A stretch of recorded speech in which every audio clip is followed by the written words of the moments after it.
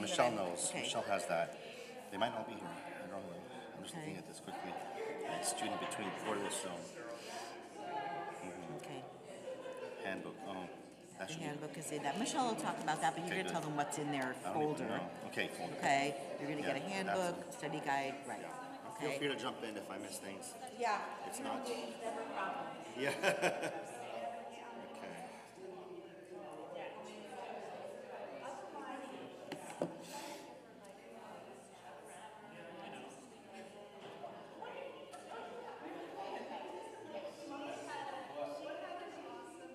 Dale, you're gonna have to tell us how to have a tear-free Bnai-Mitzvah experience. No crying, no crying in Bnai-Mitzvah.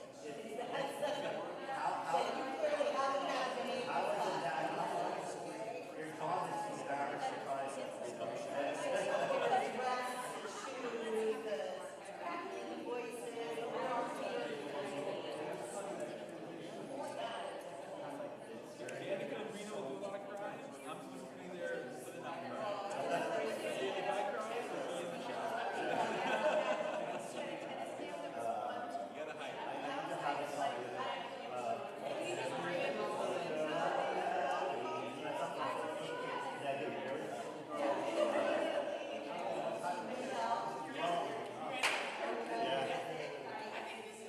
No crying at the planning session. Right. There's that.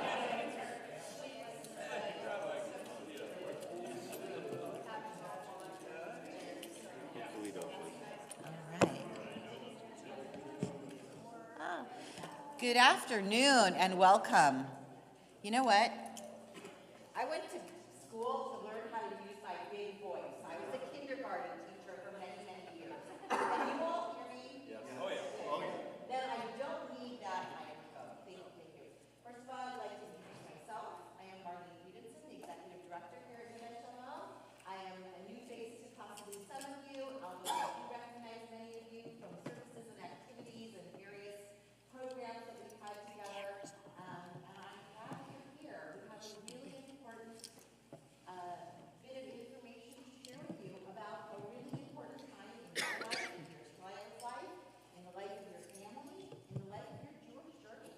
And this is, for many of you, although you're in a Jewish preschool or you have your children at PJA, this is really one of the first rites of passage that you explore together. Because now your child is old enough to participate with you and to be going on this Jewish journey. There are a lot of people you're going to meet here today. Our clergy, Michelle Kaplan, who is our Bnai-Mitzvah coordinator and liaison, and she is going to walk you through many of the business pieces. The clergy will talk to you about the less business pieces and the more important ritual pieces, but they all come together in an important confluence in terms of what you need, whether it's a party or a dinner or understanding who to talk to about catering, where do I get a DJ if I need one, how do I navigate all of the various pieces of Neve Shalom. We have that to help you with, as well as, again, the important parts of who does your child respond to, how does the tutoring work, what role does the rabbi play in participating in the preparation experience as well as the day of. So you're going to get lots of information today. Take notes if you can, absorb what you can, and make phone calls if you need us. That's what we're here for. We're here to help you through this process. I do know that in the last few years, I have heard repeatedly that many families didn't feel held during this process, didn't feel that there was someone to walk them through this experience and participate with them in a way that they seemed to need it. So we're here to attempt to change that, to open up our doors, to create an open door policy, and to say, we're here to hold you. And we hope that you'll hold each other. Because this is something that once you've gone through it, you kind of go, oh, okay, how do I give that information to someone else who might need it? And if you recognize spaces, if you talk about similar experiences or parties or tutors, then you have someone who you know is going through it at the same time. So take a moment to take a deep breath, because you're going to take a lot in. Raise your hand, ask questions. Don't hesitate to walk out of here with all the information that you feel you need.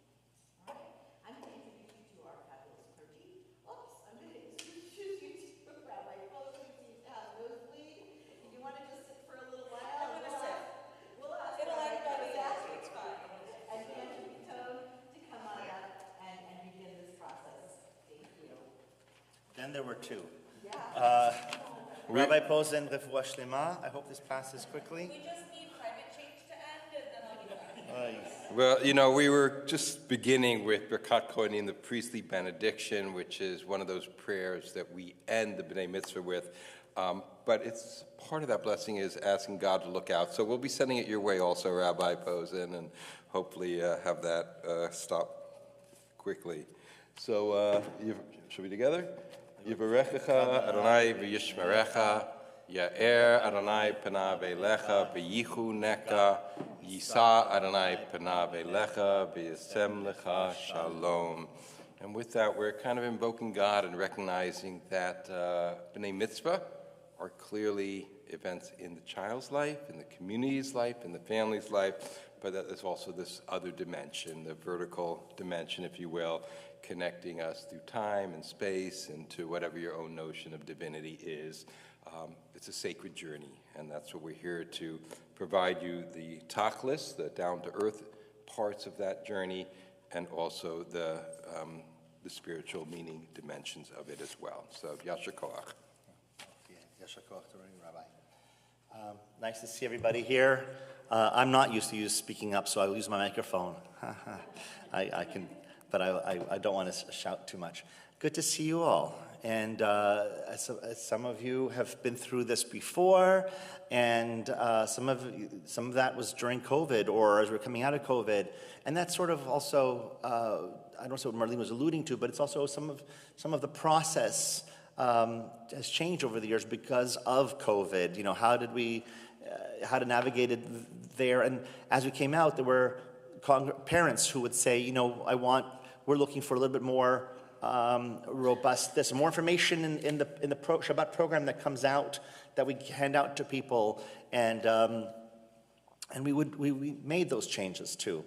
So I don't know that everybody knows each other. Let me go, please, I'm going to ask you to stand up and introduce yourself to the room. We'll go this way. No speeches, just tell us who you are, and maybe when your kid is having a bar or bat mitzvah. Okay. Hi, I'm Jessica. This is Brandon. Our daughter Miriam. Her bat mitzvah is May 10, 25. May 10, 25. Hi, I'm Mara. I'm Shoshana's mom, and her bat mitzvah is August 2nd, 2025. And we'll go that way. Hi, I'm Dana Simpson. My daughter is Iris. Her bat mitzvah will be March 7th and 8th. March 7th. I'm Hannah Lauer. My daughter is Jean, and her bat mitzvah is Bereshit in 2025. Wow. It's in October. And let's go, Eris. I'm Richard. My daughter's Eris right here at Cracker. She was in the Canterbury before for practice session. Her bat mitzvah is really soon, September 14th, in just a month and a half. And I'm Callie,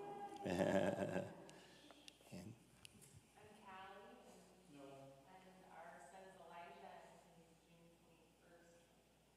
21st. 25. I'm Yehuda. My wife Lily's not here. My son Caleb's bar mitzvah is December something. December something, it's a date. That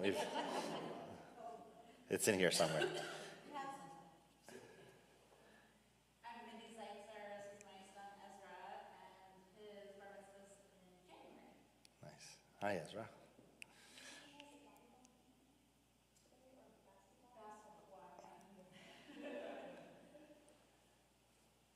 And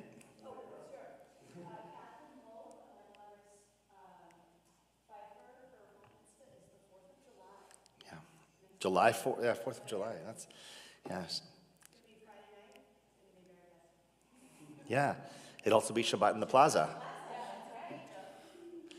Go ahead, Ben.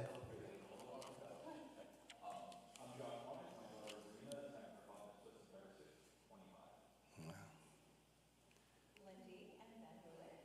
Our daughter is Jessica, and she is June 28th, 2025. 2025. Yes. Ellie. Yeah. I'm David Powell, son of Elon, Cracker here. His bar mitzvah is August 30th, 2025. Nice. And Hi, I'm Michal. This is Nick, our daughter.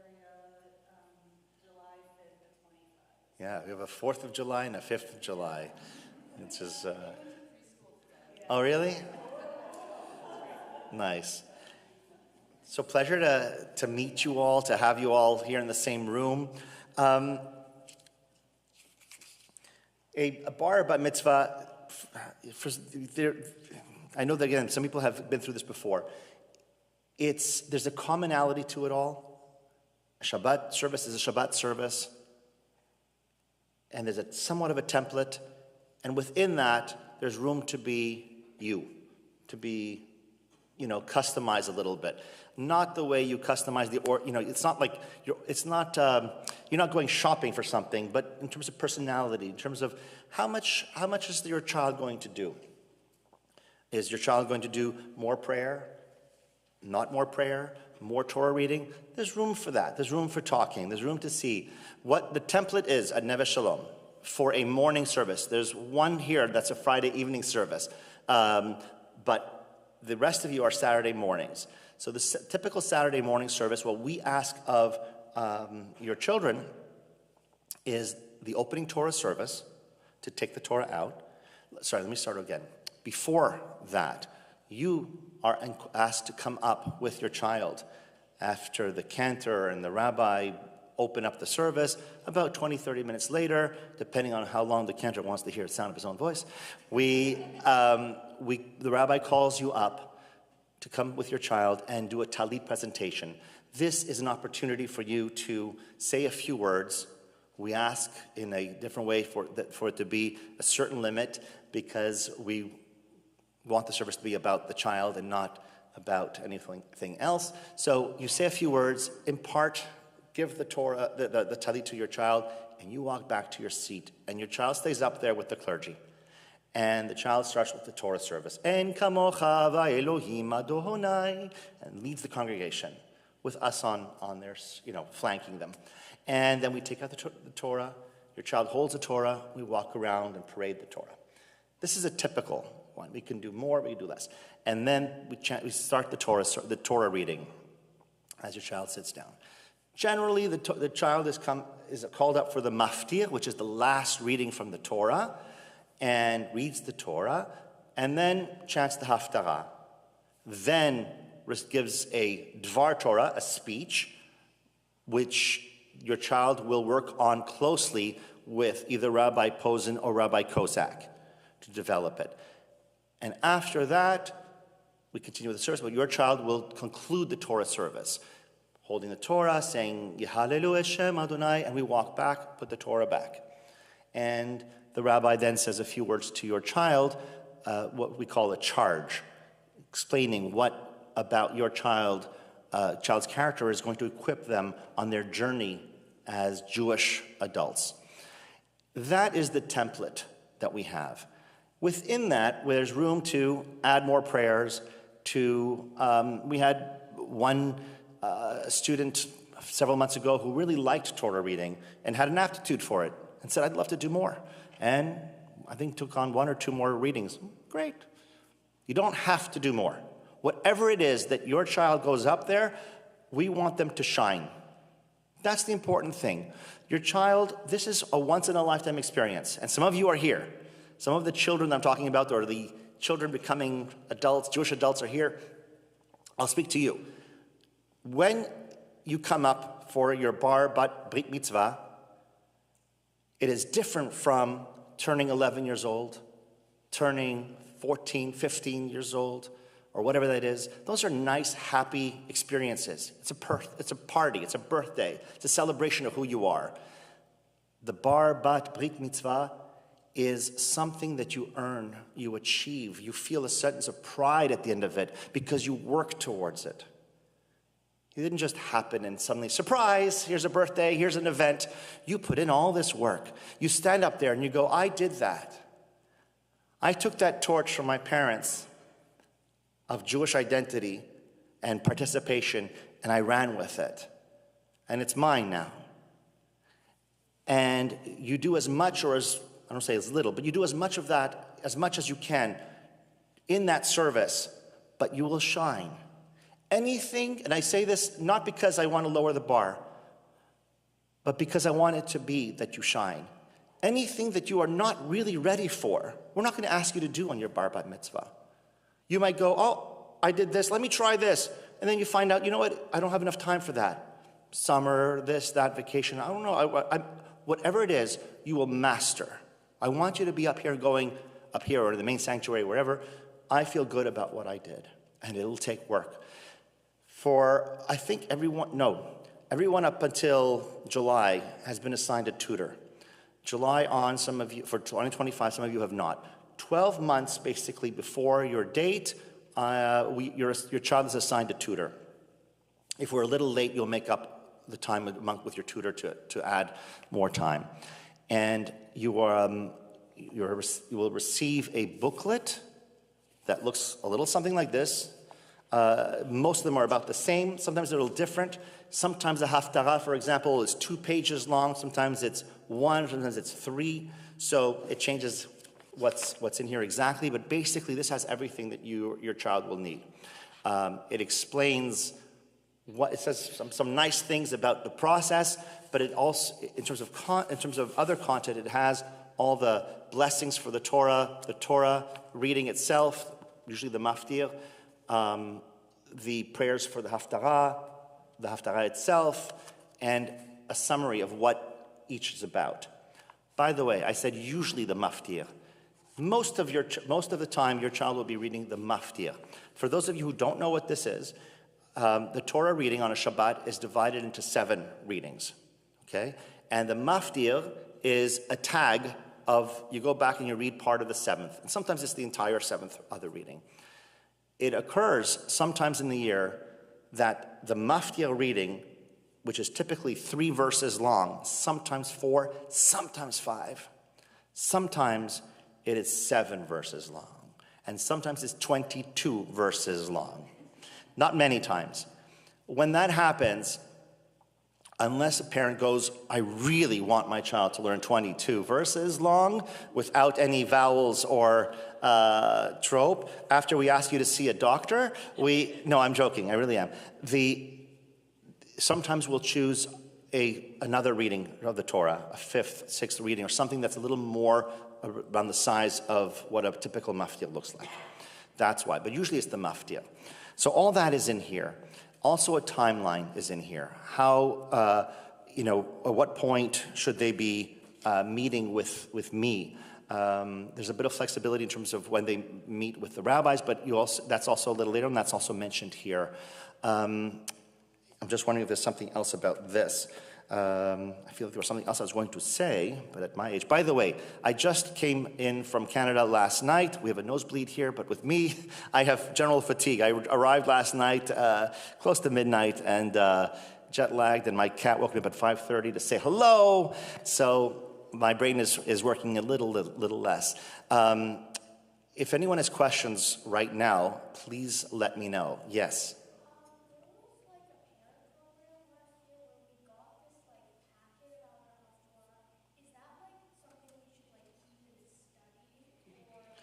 You don't. It wasn't your Torah, it was your whole Torah portion.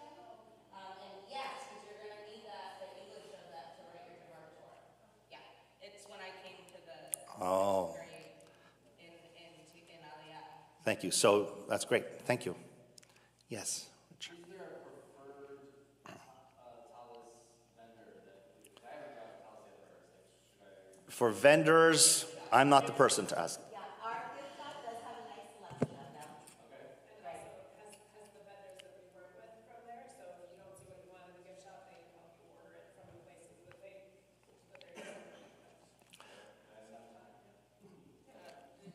By the way, so one thing I didn't mention before, but we talked about this in our meeting just before. I had Erez as in my office. There's a point where I share, or Michelle and I will share with you a Google sheet. I call it a form, but it's really a Google sheet. It's the honors form. So each of you wants to give out, again, we'll talk about Friday in a moment at some point. Saturday is the more typical one and involves more people, so I'm speaking about that right now. You have all these honors that you give out, that you want to give out. It tells you how many you can give for, let's say, aliyahs to the Torah. we used to only give out, it was nice. We used to give out 4 for a bar mitzvah family or Bnai-Mitzvah family and 3 for the congregation. Now we give 5 to your family and 2 to the congregation at large. So that means that you can, not including your child, you have 5 people that you can, or groups of people that you can honor with an aliyah. And one of those typically is to yourselves as parents. All that is written. Where you can give out an honor is written, and it also says where someone who's not Jewish can have an honor, right? Some of you, many of you have non-Jewish friends and family and want to honor them. Where can you do that? That's there, okay? If you have a question about that now, we can talk about that, but that's all written there. How many, where, and it also has spot for the program that is handed out on Shabbat morning or Friday evening that says the order of service. And inside it, you will be asked for, it'll print a bio, little story about your child. And there's a spot in this honors form, this Google sheet, for you to tell me tell us what you want written there, and we copy and paste it and put it in the program, including an acknowledgement section. All of this it lives on this Google sheet so that you can change, you can work on it today and then change it tomorrow. And we really put it together the week of, so there's room to change it. And because things change last minute too, we print it for Friday morning, the day before your child's bar bat mitzvah, when you have your final run through. So the Friday before so Saturday, September 14th is your bat mitzvah. September 13th at 10:30, you'll be asked to come to the synagogue for a run through in whatever venue you have chosen to do it. By the way, you have that choice. Are you holding your bat mitzvah or brit or bar in Stamford, or are we holding it in main sanctuary? Sometimes the family feels strongly for it. Sometimes the family, this doesn't happen, but let's say you really, really want it here, but you have 400 guests. Well, we're not going to have it here. We're going to have it in the main sanctuary, okay? And there are the opposite. Sometimes it happens that a family has only 30 or 40, I don't want to put it only, but in terms of size, 30 to 40 guests, but they really feel attached to the main sanctuary. We'll talk, but we can do it in the main sanctuary. Okay, so there's that conversation. All this is in this spreadsheet so on the Friday you have this rehearsal, we go through everything with the rabbi, with me, and it's a way for your child to go, oh, this is what it feels like in here, and with eyes on me. And it's helpful. So any more questions? I interrupted the Q&A part because I wanted to make sure that you understood about this, the honors sections. Yes? If there's family members who want to have a Torah reading, Yeah. is that in that, or Yes. is that a separate thing? It's in there. So the question is, if you have, so there's aliyahs, and there are Torah readings. For those of you who don't know what this means, when you take out the Torah to read, you have a reader, let's say it's me, and the person who has the honor of saying the blessing before is your honoree. That's the aliyah, okay? And that's typically what most people do. They go up, they go, Barechu et Adonai mevorach. That is the aliyah. And if it's me reading, I'm reading as a proxy to that person or those two people. What is being asked here is if you have somebody who wants to read the Torah, okay, some friends or family, and that happens quite a bit in this congregation. We're kind of lucky with that. We as me, I'm kind of lucky that you're that I don't have to do all the readings that way. Then this spreadsheet has a column for that. Typically, you'll come to me, though, and talk to me about it and go, listen, I've got 3 people that want to read Torah. They're not very experienced, so can you find something short for me? Let me know that, and then I can get that for you. And we can talk, or sometimes I'll decide for you, but sometimes you'll go, oh, I know, I leave it with you. You know that, your family, and you're like, oh, that one really, I'll give you parameters, and then it's a conversation. We'll talk about it, okay? And I would prepare the material for you.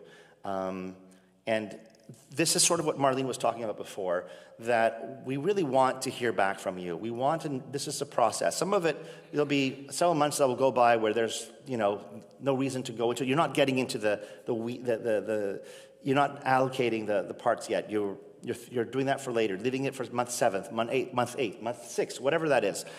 And when you're ready, approach us, talk to us. And I'm here, Michelle's here. We're all here. But we're here to have that conversation with you. Don't, if you have a question or a concern, please reach out to us. We don't know if we don't hear from you. And that's about it. I'm sure there's a lot more, but if there is, I will try to jump in a moment. And if there's something else that comes to mind for you, please raise your hand and let me know. Some of you, for Friday, one more thing about the Friday thing, since there's one Friday service here. On Friday evening, typically, we're not reading from the Torah, but we often give out the honor of opening the Torah, the Ark, and we do that at the start of the service. There's a template that I will send you, a form as well, that'll have all that information. Some of you that are having Saturday morning services would like your child to have a Friday evening participation. What I always do, it's sort of a natural thing, we don't want to overburden your child. There's a lot going on Saturday. I don't want to discourage the participation on Friday. I want to encourage that if you want to. It's open, and we want it to be some sort of a light introduction into the Shabbat experience.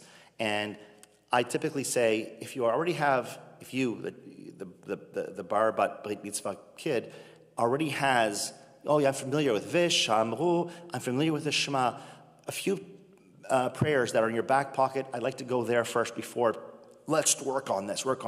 But what I'm saying is Friday evening is also something that a lot of families or some families participate in. And if you want to participate in Friday evening as well, talk to us. All right, and at this point, I'm going to invite Mel Berwin. Oh my gosh, that takes me back to before my vacation. All right. Come on. Hi, everybody. So we're so excited to help transition your families to the 7th grade program. And I'm just here to say welcome to Tichon. Our 7th grade program meets on Wednesday evenings from 6:30 to 8:30. It is a different kind of program than our K through 6. K through 6 is really focused on a lot of the skills and a lot of the traditions and also the community building. This class was incredible. Your attendance at our 6th grade family programs over the last year was really remarkable, and we really appreciated it. I hope you felt that it helped kind of gel your group together and connect with each other and know each other a little bit. We've got some newer members that are joining this class as well, so looking forward to bringing you into the fold. One of the pieces that we talked about in one of the first 6th grade family programs around sacred time is what it means to become bar bat brit mitzvah in your particular family, right? We can do what it means in the congregation, and it's on you to kind of have that conversation as a family about what it means for your family, right? Maybe there's history around it. Maybe there's different roles that each of you as parents want to play, and this is a really good moment to kind of think about that, along with the honors for friends and family. Really, every family is unique, and what it means to you and your tradition.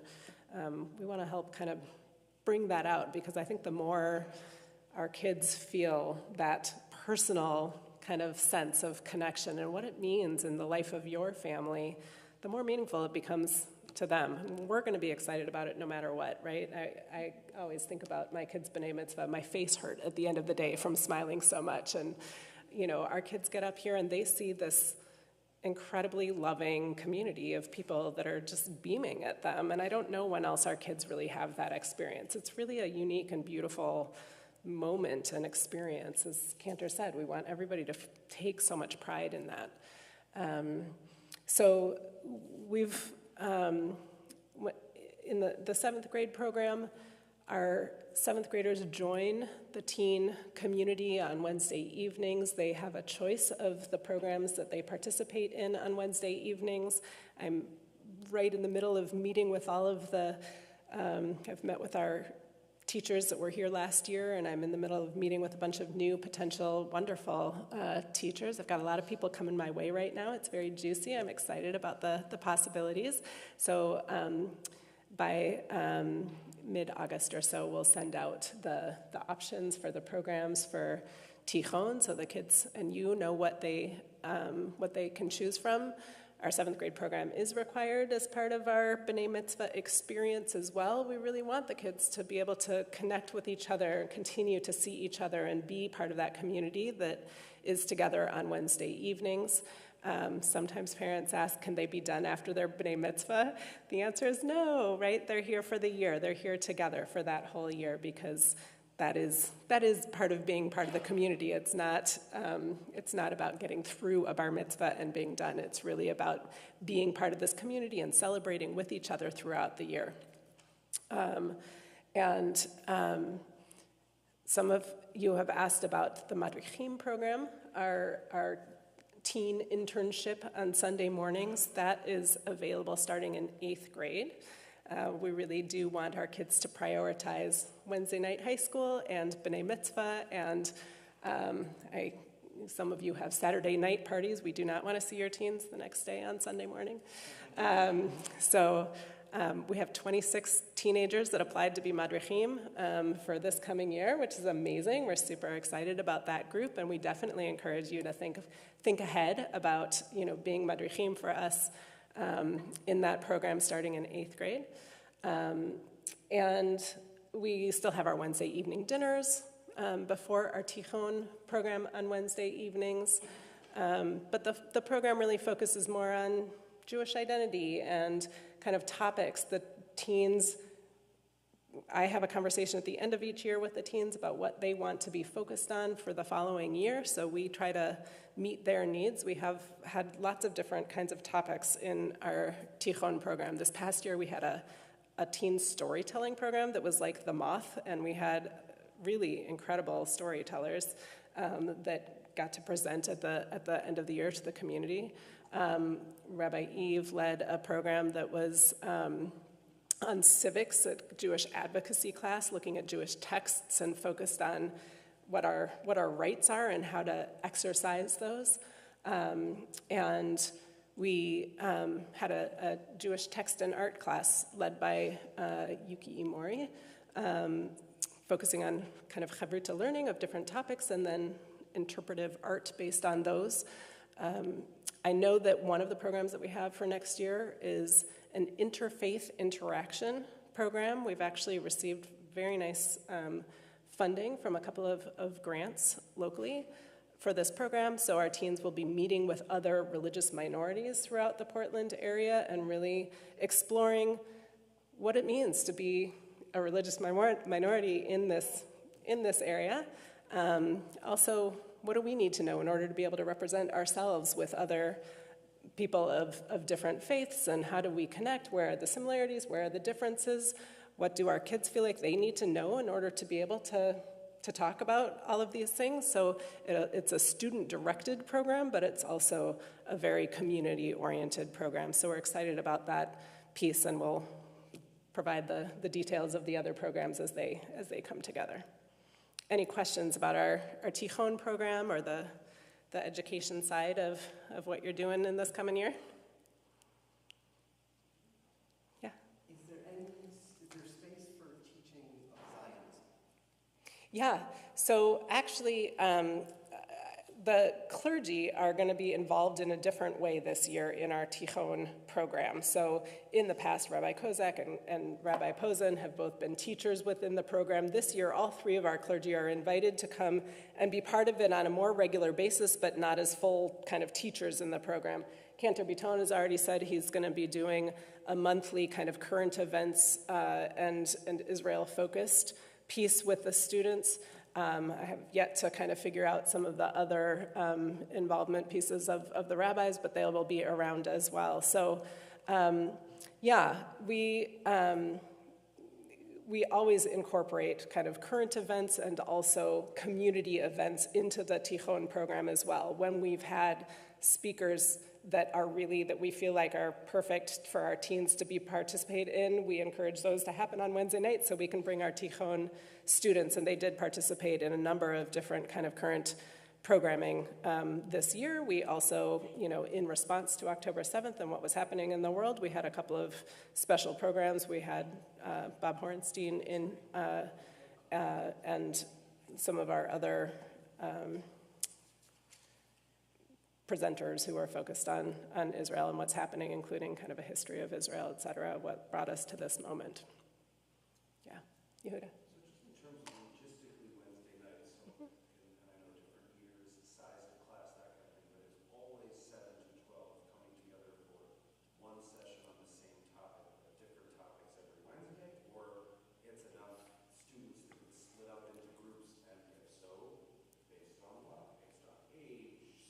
Yeah. Right, so we've had different models over the different years. Right now what we're doing is we have 3 different options. All of our 7th through 11th graders choose those options. Our 12th graders get to talk to me ahead of time and request a different kind of senior program. So the 12th graders are going to be doing a text program and an art program. That's what they requested for this year, so we've set that up for them. The rest of the students will get to choose between our various different options.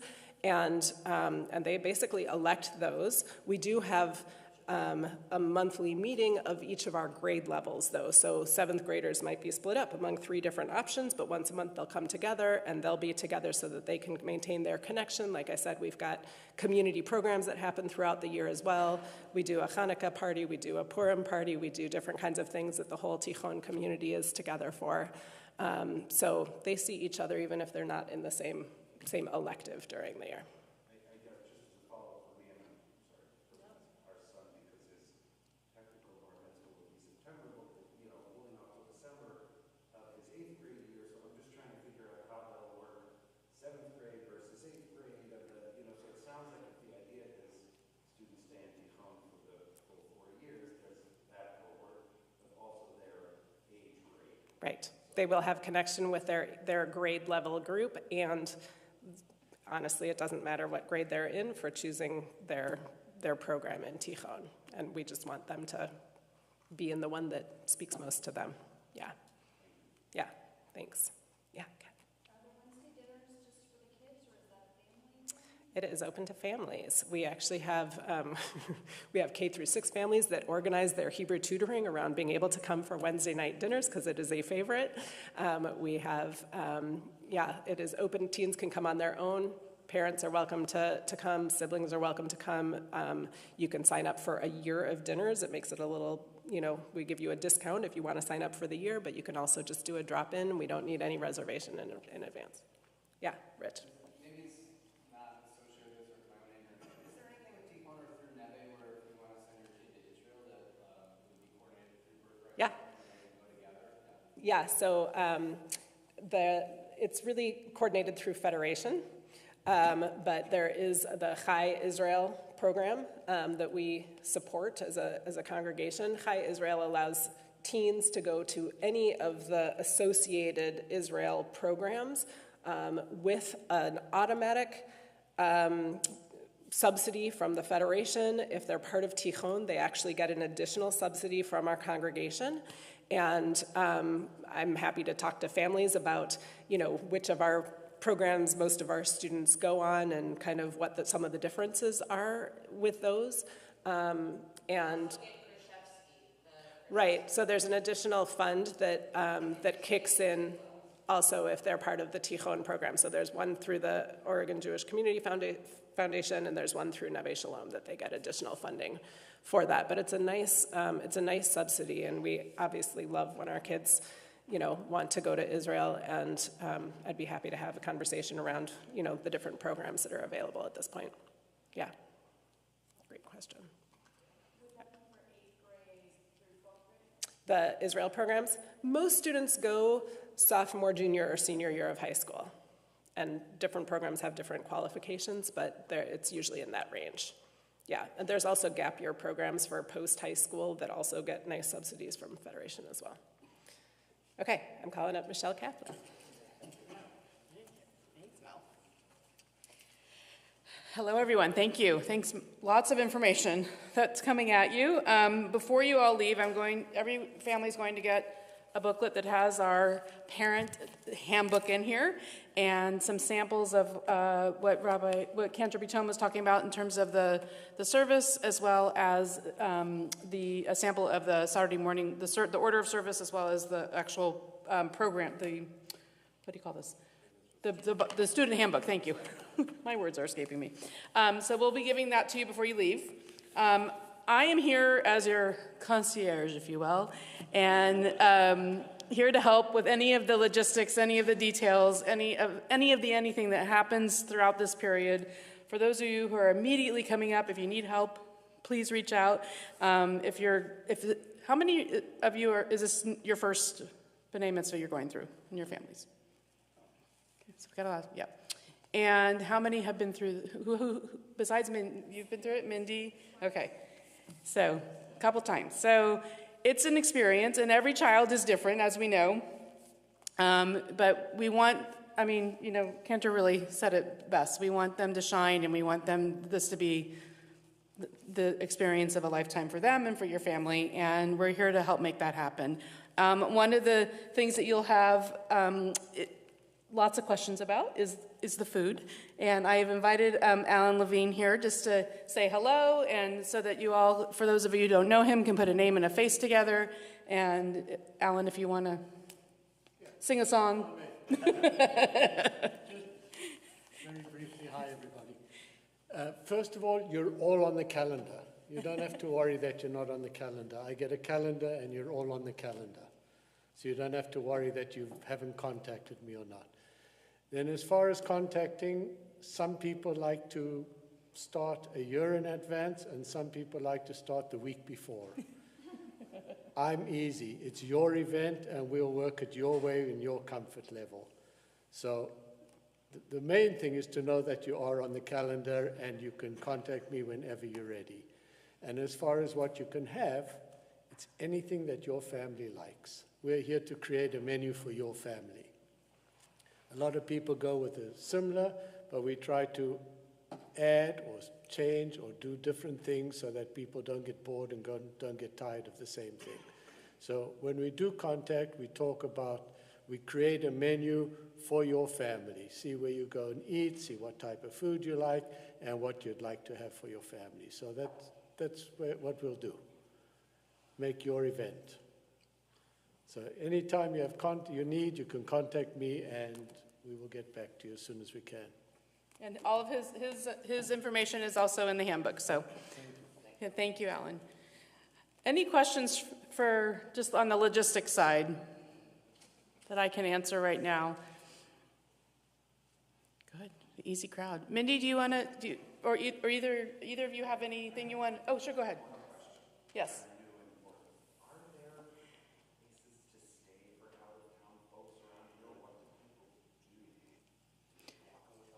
There's a couple of hotels I think that are, I don't know, which hotels did you guys use? The DoubleTree by Washington Square, or I think we used the Embassy Suites for one, but then it was closed for our other one, so. Yeah. And there's a few Airbnbs that, if you need Shomer Shabbat, there are a few Airbnbs near here that we have, I think a couple of us have discovered that we can try to help find for you as well. Yeah. Is there a seventh grade families email list we could share resources with each other? Yes, I think. If everyone's okay with that, then I will be happy to make that happen. Yes. How many people typically from the congregation, like non-family or guests, come on Saturday? Saturday. It depends, but generally I've been counting for the last number of weeks years, about 30. Depends on the time of year, too.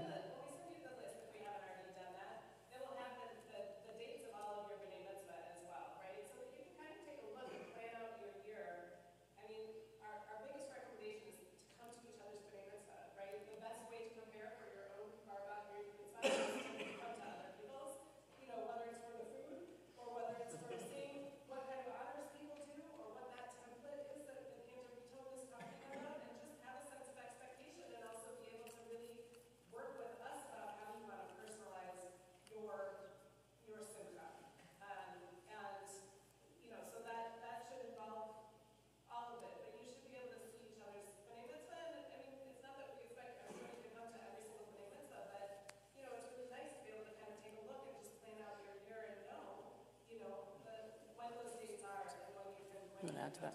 I want to underline that. That's a great point, Mel. You know, it used to be, I think before my time, at some point, that and other synagogues do this, where you have to come to X number or every Shabbat. We don't do that, obviously, but I will tell you, as Mel just did, your children benefit. The more they come to each other's events, the more comfortable they are in this space. And they're more familiar they are through osmosis with the service. Learning it in Tichon or elsewhere is great. It's not nothing, that's great. And seeing it in real life, seeing how it works, knowing, you know, when the rabbi does this and when the cantor does it and how things flow, and just being in the space. That's why we do that rehearsal the day before as well. It's just so that the first time they're up there isn't that day. The same way that works, extrapolate. The more they're comfortable. You know, there are some families, I'm looking at you, there are families that have been coming for years and they make a point of it because it's not just a strategy, but it's part of their lives. And I'm not telling you you have to, you know, become more religious and all that, but the more your child comes, the more comfortable that they will be on that day and with us. And you as a parent, and I think as parents, we're more comfortable the more we come and see everything in action. So I couldn't agree more. During both my kids' bar and bat mitzvahs, that class used to sit in a row in the back, the same row, every single Saturday. And it was really special to see them all together as a class. So. This may be awkward, but we're just going to New Yorker this. Is there, and obviously Saturday morning, it's an open door. Feel free to come to the bar mitzvah. If you have a lovely event at Top Golf in the evening to really cement all of the Jewish values, is there a requirement that all of the class be invited to sit, or Alan's catering a lovely something at the JCC? Is there anything like that? I don't know. You want to answer that, Mel? I'm happy to answer Go ahead. that for you. Yeah. You know what, we strongly encourage community in any way that we can. Can we force people to invite, you know, the entire class to a private party? No. What we do say is that, like you said, Saturday morning, everyone is welcome. This is shul. And everyone comes to the kiddush afterwards. In terms of what you do privately afterwards, that's your party. But again, my answer would be, I encourage community, and that's what we do here. And I think there was just real quickly, there are some kids that aren't going to feel as, they go to different schools, might go to a school that's nowhere in the Portland or Beaverton school district, and they aren't going to know the other kids. And so it's really important, it's a really nice way to make sure that those kids are all included and feeling like they're part of the community. Callie, go ahead. The cookie table. It is in the booklet. I know. So, you know, when my kids were bar and bat mitzvah, and when Mel's were, each class had sort of the cookie captain that kind of coordinated. We picked our own cookie. I would pick someone. Jen Yokin was my cookie captain, and she coordinated all the cookies for my daughter's bat mitzvah. Well, can you go back to what the tradition is? Yes, sorry. I'll go back to sorry. So the tradition is that people bake cookies like crazy and bring those cookies, and while the bar bat mitzvah child is getting ready and doing their rehearsal with Rabbi Posen or Rabbi Kozak and Cantor Bitone, we are downstairs plating the cookies on these beautiful silver platters that have been around for the luncheon, that have been around for probably, how long? Some of those are probably 70 years old. 70, 60, 70? Yeah, they've been around for a long time. So. You said we had it all families. I didn't have any support of my cooking except for the families that I had asked. I say we because that's what we think it should be a we. If your class would like to have a conversation Yeah. about if there's somebody that would like to step up and be a cookie captain, some years a volunteer will step up and say, we'd be happy on behalf of the class to connect with each family a couple weeks before their Bnai-Mitzvah and just ask whether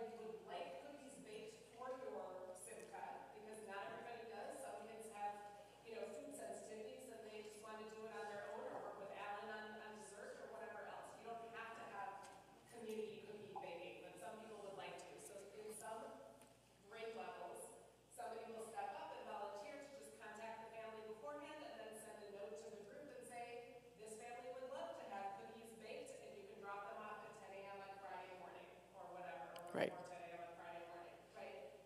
So if this class, if there's somebody that would like to step up as a volunteer in that way, it's always lovely when that happens. Otherwise, it could be an honor that you ask a friend to kind of coordinate for you, so that it's not all on your shoulders. And generally, people are happy to do that, especially if Absolutely. they know the tradition. So there are a lot of different ways that can happen. It's not a requirement. It's just Yeah, and I have some sample emails that we used to use that are still good. I'm sure Mindy might have some, and any of it. It's communication, and it's nice to be able to. It's the same tradition that's been for so many years, and it's changed. I think COVID kind of threw us off a little bit, but we're definitely back into the cookie world. So. In the packet you're going to receive, we have updated the Bnai-Mitzvah parent handbook. It has new language, clear, very, very clear buckets in terms of the ritual, the parent participation, the student participation. So take an opportunity to browse through it. Many of the questions that you're asking will be answered in there, or again, reiterated. I'm glad that you're asking now. Me too. So that everyone has an opportunity to share it. Yeah, for sure. Can I just mention on the cookies, that's why primarily we don't do meat in the mornings, which doesn't mean that you can't have meat in the morning, but you can't have cookies brought in. We have to take care of the dessert if you have cold cuts or chicken or something, which has happened, but happens very, very rarely. Yeah, it's a good thing to know. But, yeah, I think everyone understands why, but maybe we should have. Yeah. And on the back of very back page of the handbook has the baking guidelines for the cookie bakers. So we had, and this is all. I can email this to everyone. We'll make sure that you have it electronically as well. Whatever is in here. Yep. A lot of other wonderful information under Bar Mitzvah. Yeah. Any other? Yes, Dana.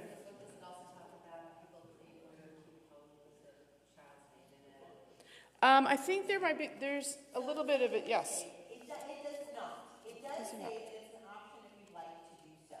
So we really pulled ourselves into what I'm going to call the ritual area, and are concentrating on how to help you through the ritual and tradition. Some of the information about vendors is done possibly through catering folks or each other, or our gift shop, which is a wonderful resource. So the party planning, you can find through other avenues, and our gift shop can help with many of the ritual objects. But I love the idea that you mentioned before about getting us in touch, because we're at such different stages in the process. You guys are, so I think it would be great to not reinvent the wheels and know what's going on. Absolutely. So I appreciate it. For the record, we got no talis, no kivas, no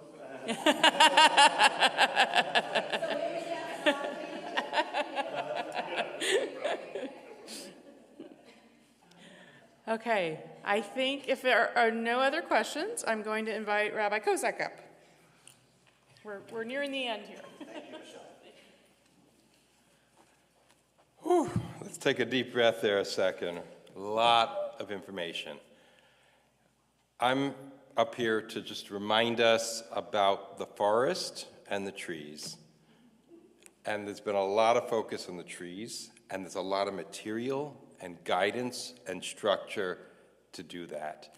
But one of the things I've learned from marrying a lot of people over the years is their families and people get so caught up on the trees, get so caught up on planning the wedding that they forget this is about the marriage.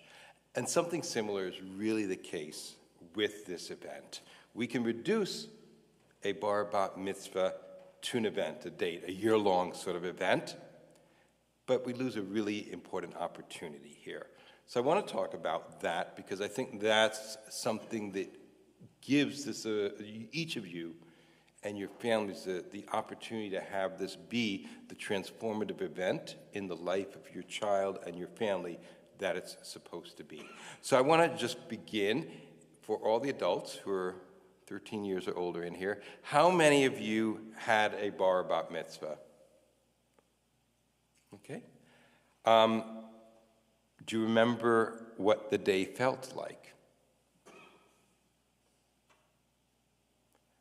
So what did the day feel like? Big. Overwhelming. Fun. Pressure. Yeah. Family. Yeah, I certainly know I was absolutely terrified with nerves for like the first 15 minutes. And then, like Rabbi Posen said, it became very fun, which may be why I'm a rabbi now. I don't know. But one of the things I learned on my bar mitzvah was really counterintuitive, because there were a bunch of what I like to call little old Jewish ladies who would come up to me and say, "I remember you when you were this big." And of course, I didn't know any of them, right? I mean, something I did. And what I began to learn on that date was that it was my day, yes, but it was so much more than that. It wasn't my day alone, because the bar mitzvah, the brit mitzvah belongs to you, the student. It belongs to your family. It belongs to the community. It belongs to the Jewish people. It operates on all of those ways. And when we sort of put it in perspective, that's actually really useful. Anyone study anthropology in college here? Okay, a couple of hands, excellent. So this is a coming-of-age ceremony. And there are certain features of coming-of-age ceremonies which are the true sort of cross-culturally. No one's hunting saber-toothed tigers. That's just wrong in today's world. Not enough of them left, or any left. But they can, for you students of anthropology, it's really useful, right? This is a rite of passage. It's a travail. There is a challenge, some big, huge thing, we heard the word big, that you have to get through as a kid. And I got to tell you, a year of learning to read from right to left with a bunch of weird squiggles sounds a lot worse. A saber-toothed tiger sounds easy to me, you know, in comparison for that. So for the student, right, in this anthropological holding of joining the full community that the Bnai-Mitzvah are, there's a religious significance. There's this educational journey that you've been hearing all about, which is so important. There's also a lot of personal growth, because our kids, very few, practically zero, have ever been tasked at the age of 12 or 13 up to that with a year-long learning project that has a huge amount of material. This is the biggest thing many of them have ever taken on. And that in itself transforms us. Whenever we do something really big and hard and scary, and it can be intimidating in the beginning, and that's something that's important for us as parents, helping them with that. That's all part of it, right? For us as a family, right? Maybe we had Bnai Mitzvah, maybe we didn't. Maybe this child is the first one in our family taking this step, and maybe it's part of this long chain. It also changes the family. I learned now 6 years ago, when my older one had his first bar mitzvah. I don't know how many hundreds and hundreds and hundreds of Bnai Mitzvah I'd done in my career, but when I got up there as a parent, Mel was talking about smiling. I was trying to keep the tears back, you know. It is, you have no idea what it's going to be like. I mean, all these emotions. You think about your own. You think about your grandparents who aren't here anymore, perhaps. You think about how on earth am I old enough to have a 13-year-old, particularly this really accomplished kid? Oh my frigging God, right? There's this element of legacy and heritage. There's a financial component we were talking about, right? It's a really big event for our family, right? So all of these layers are happening at the same time, but ultimately, what are we trying to do by bringing our kids in this covenant, this ancient path of the Bnai Mitzvah, right? What is it that we're really trying to do? The kids will tell you, I become an adult. And if there's anything I'd love to get rid of when we hear what a bar mitzvah is, I'd love to get rid of that. Because at the same time, the kids know you're not an adult. No one's handing you the keys to the Ferrari or the Chevy. right? You're not going to get to vote in the next election, though I trust a lot of our kids more than, say, maybe some of the people in the country, right? There's all sorts of things that we consider adulting that our kids aren't doing. And so what bar and bat actually means, like with the phrase Bnei Yisrael, it actually means the people who belong to Israel. And so when we say that our kids are becoming Bnei-Mitzvah, we're saying they are becoming part of this community, this sacred community through time that's committed to Jewish living and customs and culture and mitzvahs and all of that. They're becoming more morally responsible for themselves, right? If they do something really, really bad, society is going to tell them they're still a minor. But for us in Jewish world, they're now more equipped to make good decisions. So what does all this mean for us as families? And what does that mean so that we can focus not only on the day and all of this massive information that is available and available online and that you'll be getting? It's this opportunity to begin having discussions with your kids that maybe some of you are already having and maybe you haven't, because, right, the kids are getting older and they can handle more sophisticated discussions. What does it mean to be an adult in this society? What does it mean to make good choices? How do we respond when we screw it up? Because I could ask us to raise our hands now, and just because we're adults, we still make mistakes. What does it mean to be what does it mean to be a Jew in 2024 with everything that's happening in the world, right? These are real meaty things, and they're no longer abstract. They're part of your life. And what changes the Bnei Mitzvah from important day, an important moment in their life, but it's something that they'll carry with them, is putting it into this larger frame. And we'll do that on our part, but this is where each of you has this amazing opportunity to really enrich and maybe even shift some of your own relationships with your kids. And in my family, we certainly talked about like what additional rights and responsibilities our kids would have, right? That was part of, the discussion. So there are a lot of ways that you can sort of think about what does this mean historically in my family today, and what do we want it to mean for our kid, and have that. And those things turn this into something so that when some rabbi in 35 years or 45 years asks your kid, whatever it is, right, who now has Bnei Mitzvah kids of their own, do you remember your bar bat mitzvah? Like you, they're going to be able to raise their hands.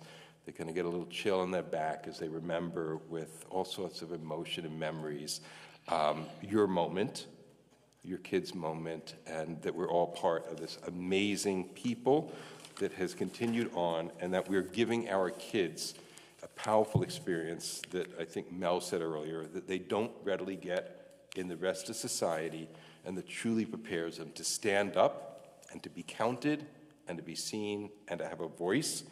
And more than ever, that's a wonderful gift that we're giving our kids. So Yasher Koach and Mazel Tov to all of you.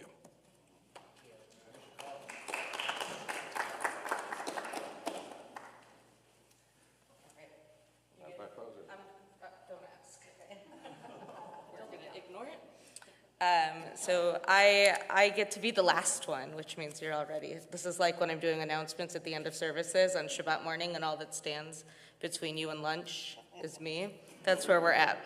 And I'm listening very intently because October 2026 is Sherry's Brit Mitzvah. So I'll take all your deals that you find on Co-Hort, keep me posted on that as well. Two pieces here. And the first is just going off of what Rabbi Kosak said, which is that this is not just about this moment in time, it's about a future. And our Jewish community, our Oregon Jewish Community Foundation, has a wonderful program that they're slowly they launched it in COVID and it didn't work, and now we're doing it again. It's called Bnei Tzedek Youth Fund.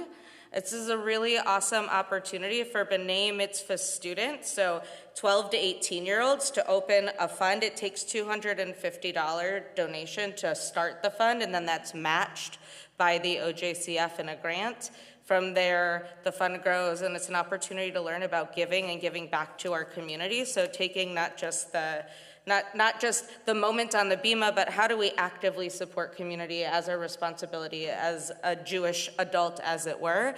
This is a great opportunity to engage in philanthropy starting from a young age. You may know about the Oregon Jewish Community Youth Foundation, which is for high school students. This starts earlier, and at OJCYF, the individuals don't have their own fund. This is really establishing your own fund in philanthropy from a young age. I've asked them to start it younger because I think it's so important. I would love to have started one when my kid was born so that they could have earned interest, but didn't happen that way. So I really encourage you to take a brochure and to check it out. I'm really passionate about this work. There's 4 Sundays of learning that go along with it, and a project and an opportunity to actually make gifts out of their own fund back into the community. So it's not just, you get all these checks for bar and bat mitzvahs. It's not just about what I get, but it's also about how we can give in the community as well, and it's really well funded, and a gift from our community to our students as well.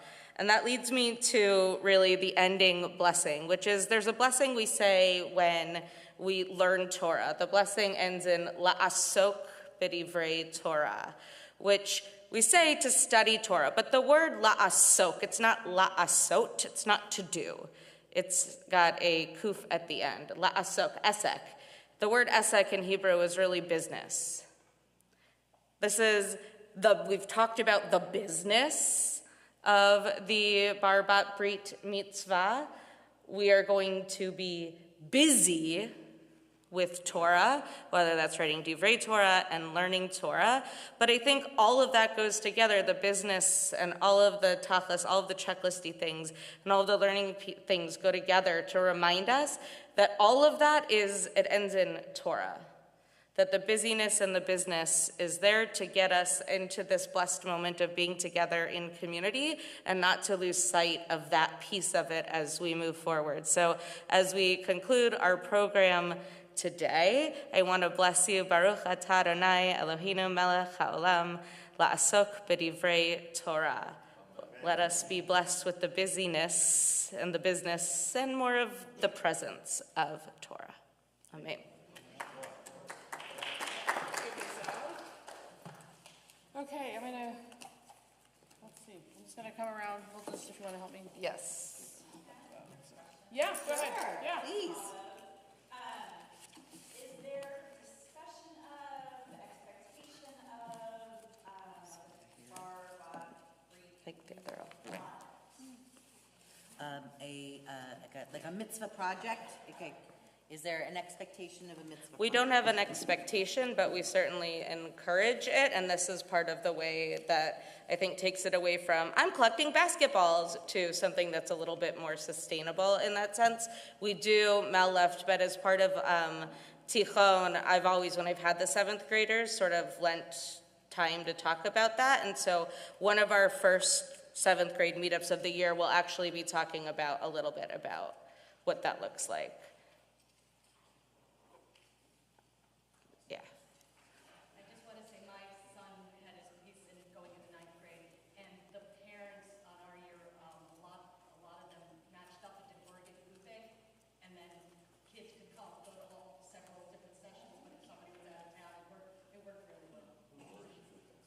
Communal project. All right. Bye. Yes, Israel, but there's a lot of different opportunities out there, and we always know of opportunities for volunteering, so if you're interested in thinking about that, any one of us knows those.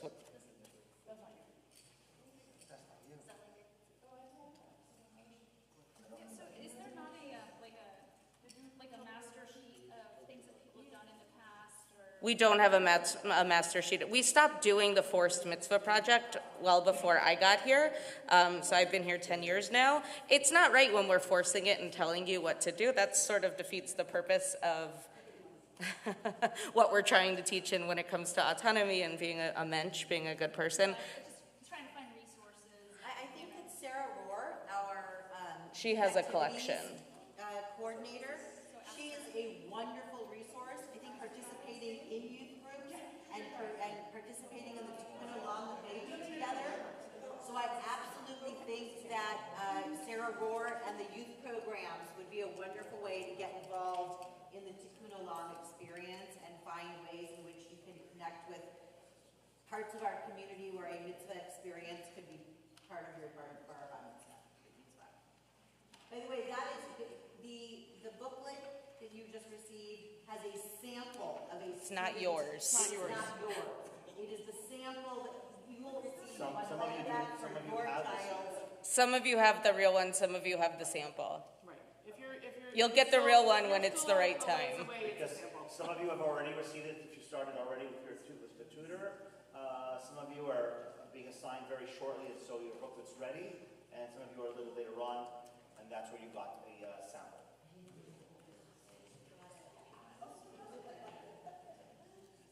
All right. Yeah, I think I have some extras in the office.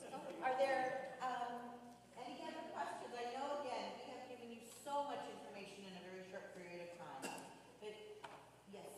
Are there more parent meetings throughout the year or opportunities to socialize or ask? I wrote a note down to myself actually with that exact thing because I got a sense that there was a desire to do some of that, so we can certainly talk about that. We'd be happy to help organize it. Family programming program is going to be available. In other words, as part of Tikkun, there will be family and parent learning as well as learning with your child. So you'll come together again. But in terms of this specific group, again, we would be happy to help coordinate ways in which you can get together with children, with godchildren, and how you can meet those for your current grade. Yeah. I got them. Thank you all very much. Thank you.